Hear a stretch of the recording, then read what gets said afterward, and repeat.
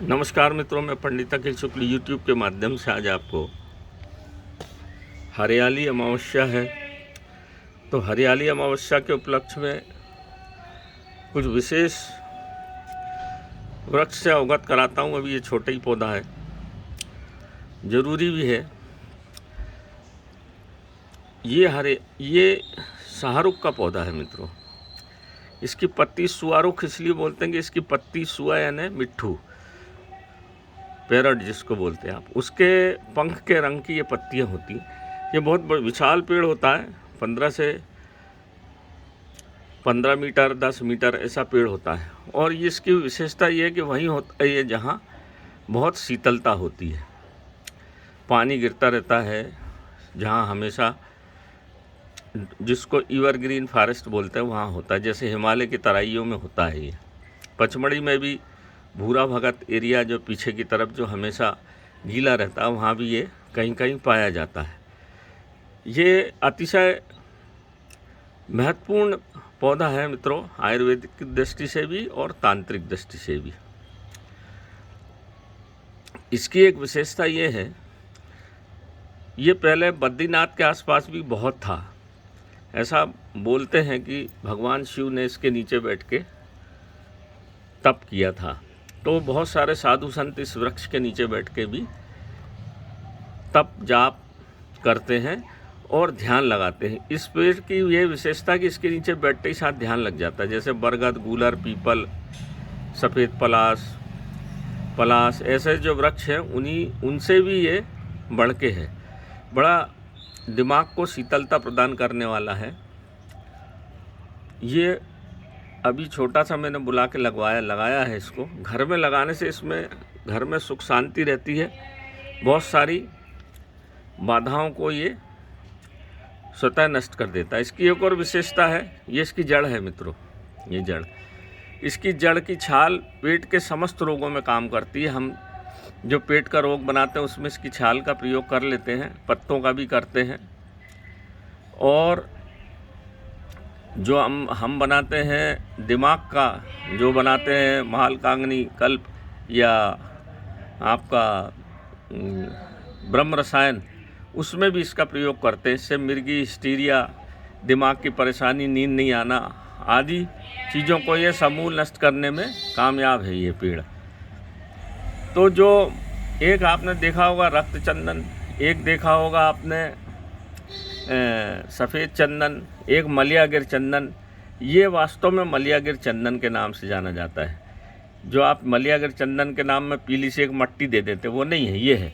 इसको बारीक पीस के, ये जो भाग देख रहे हैं, इसको, ये जड़ का भाग है, इसको घिस के और सिर में लगाने से, माथे पे आज्ञा चक्र पे लगाने से आज्ञा चक्र शीतल होता है और प्रभावी बनता है। नाभि पे भी इसको लगाते हैं। तो हम जो बनाते हैं नाभि पे लगाने का और आज्ञा चक्र पे लगाने का, जो एक सफ़ेद पलास आदि सब चीज़ें डाल के जो बनाते हैं, दिव्यता को प्राप्त करने के लिए, ध्यान को लगाने के लिए, कंसंट्रेशन को बढ़ाने के लिए, नींद लाने के लिए, अपनी कुंडली जागरण के लिए, उसमें ये बहुत काम की चीज़ है। इसकी एक विशेषता, इसको जहाँ से जड़ से काट दिया जाए वहाँ से ये फिर फूट जाता, ख़त्म नहीं होता कभी ये।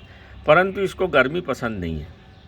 मैंने पहले भी 2 पेड़ पौधे लगाए थे घर में, पर गर्मी की वजह से ख़त्म हो गया। फिर लगाया है इसको। इस बार गर्मी के दिनों में बहुत बचाना पड़ता है। गर्मी, जैसे भगवान शिव को गर्मी पसंद नहीं है, उसी प्रकार से इसे भी गर्मी पसंद नहीं। इसके पत्ते का आकार देखिए आप, ये नीचे से ऊपर की तरफ बिल्कुल पतला होता चला जाता है। ये बहुत छोटा है, 2-2 मीटर 1.5 मीटर के पत्ते इसके होते हैं, बहुत बड़े, और बिल्कुल छायादार रहते हैं। इसके नीचे आराम से बैठ के आप खड़े हो जाओ तो पानी भी नहीं लगता।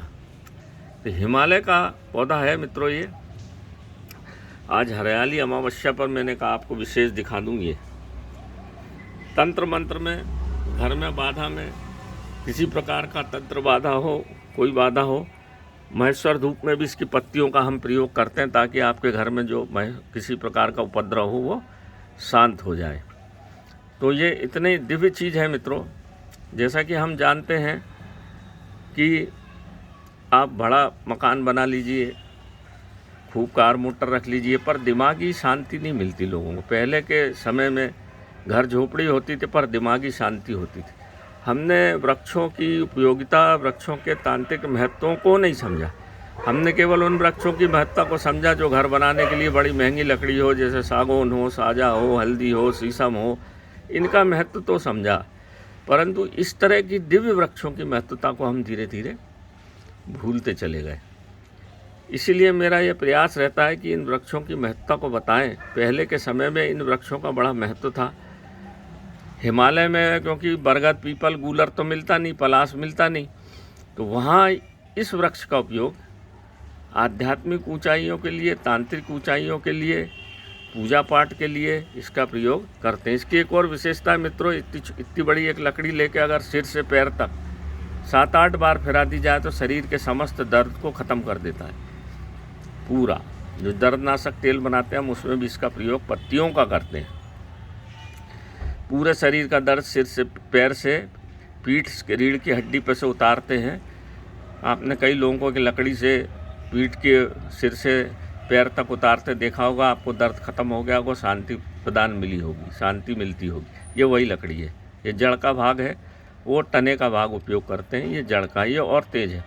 इसको मात्र घिसके लगाने से माथे पे बड़ी शांति मिलती है और ध्यान अच्छा लगता है।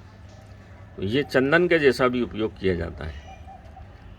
पेट के समस्त रोग, डायरिया हो, चाहे किडनी रोग हो, चाहे किडनी में कोई तकलीफ़ हो, चाहे लीवर में तकलीफ़ हो, सबको ये बिल्कुल समूल नष्ट कर देता है। तो ये शाहरुख का पौधा है मित्रों। शाहरुख का पौधा है, इसका बड़ा वृक्ष होता है और इसकी बड़ी महिमा है। हिमालय पे आप देखेंगे साधु संत ही बताते हैं ऐसी चीज़ें, आपको किताबों में नहीं मिलेगी। किताबों में केवल, मैंने आपको कई बार बोला कि पदचिन्ह मिलते हैं, चाहे रसायन विज्ञान हो, चाहे कुछ भी हो। जो लोग बड़ी बड़ी किताबें दिखाते थे बैठ के या बड़ी बड़ी बात करते हैं यूट्यूब पे, वास्तविकता ज्ञान जो है वो साधु संत से ही मिलता है। आप जाएंगे किसी साधु संत के पास हिमालय में, शाहरुख का नाम लेंगे तो तुरंत समझ जाएगा।